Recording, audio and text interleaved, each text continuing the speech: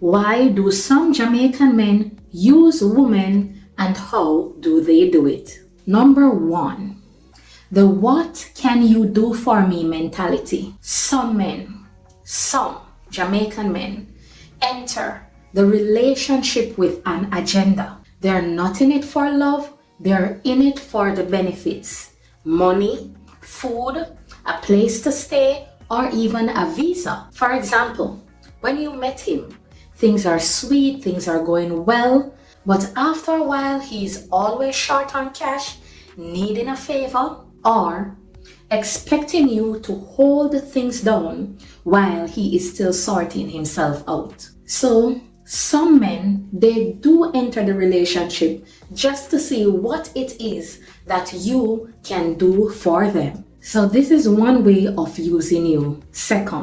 The second way to know that you're being used is the sweet talk and empty promises. Yes, sweet talk, empty promises. Some men, they use words to create an illusion. They know exactly what to say to make you feel special, but when it's time for action, nothing. For example, he talks about building a future with you, and years upon years, he don't even establish a WhatsApp plan for him to call you daily, video call you, or have any form of interactions with you.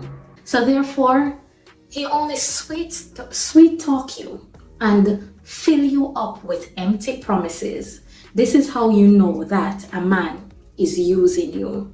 The third one that we want to look at is the disappearing act. Have you ever noticed that this man is always around when he wants something, but when you, in return, need something from him, he's not there for you? The moment you need him, he is busy.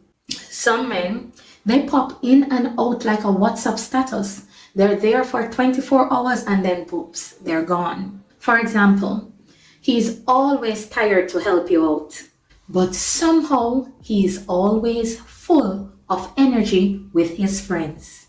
That is what you call the disappearing act. Now, we're going to look at number 4, the multiple woman juggler.